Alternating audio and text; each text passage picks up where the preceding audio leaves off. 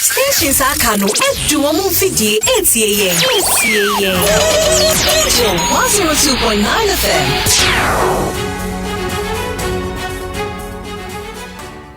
Freedom and democracy.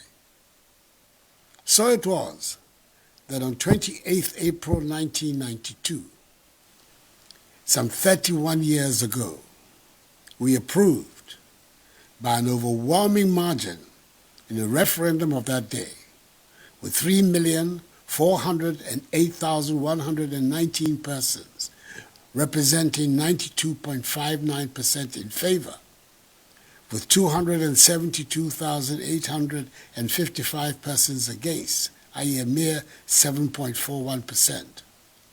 The adoption of the provisions of the Constitution of the Fourth Republic, which set up the institutions of a liberal democratic state, operating on the basis of the separation of powers with express guarantees of fundamental human rights.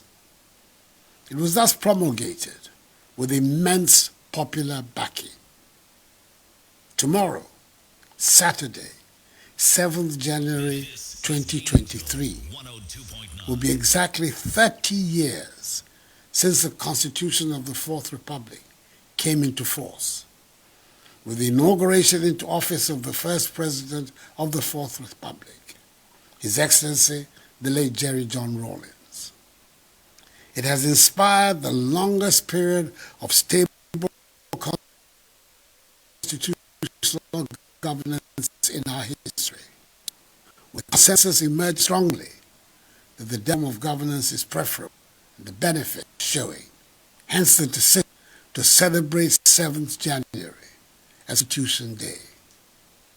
Our country is considered a beacon of democracy and stability in Africa, where respect for the principles of democratic accountability, human rights, and the rule of law have enabled us to oversee 8 presidential elections in the Fourth Republic, with 5 presidential transitions and 3 peaceful transfers of power through the ballot box from one party to another.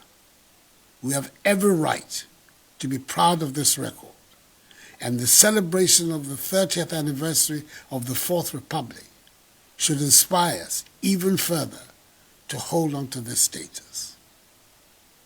Fellow Ghanaians, I acknowledge that the strength of any democracy is very much determined by the credibility of its electoral process and respect for the will of the people.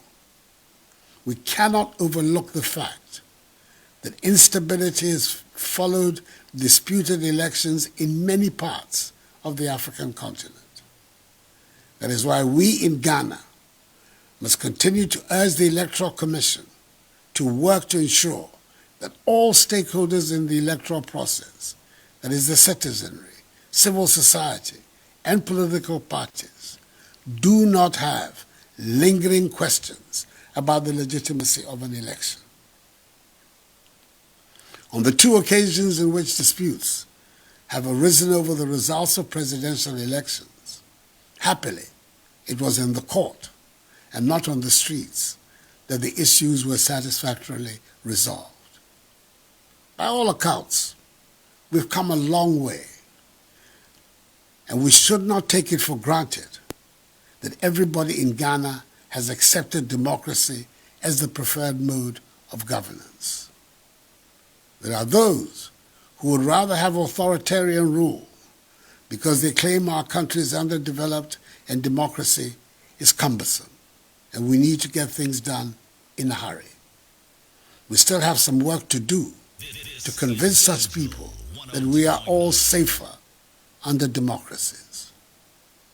Nevertheless, if we seek to prolong our democratic journey, it is imperative that we enhance transparency and accountability in our governance structures and build strong institutions that can fight corruption and the dissipation of public funds.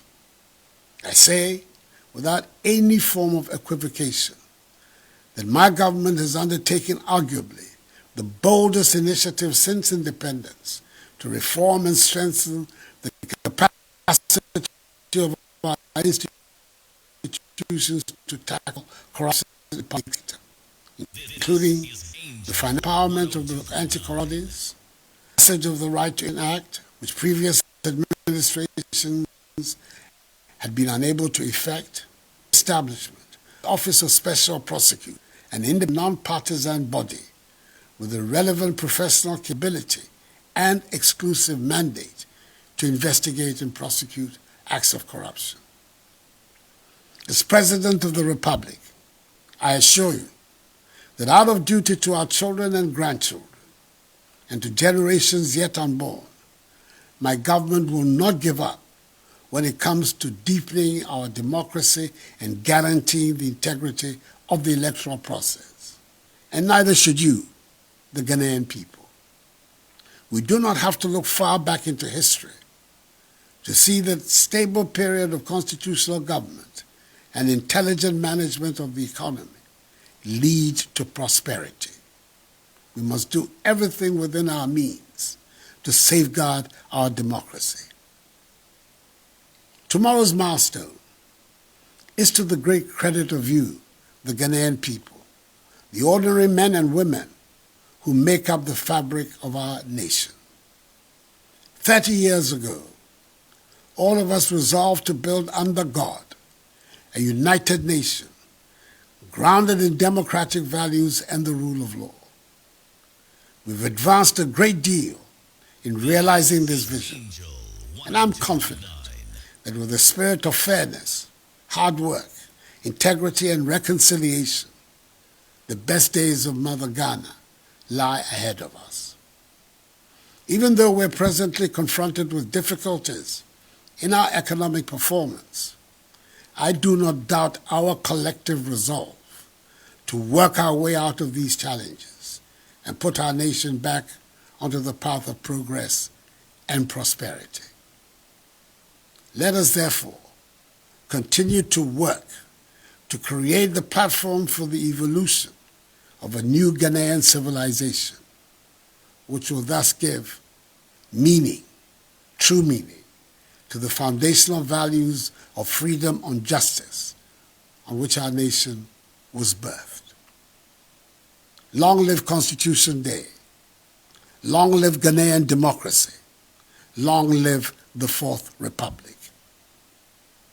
Thank you for your attention and have a good evening.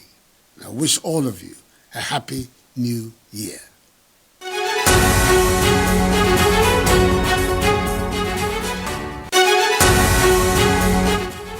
This is Angel 102.9. Stabbing your back, they want to see you in pain.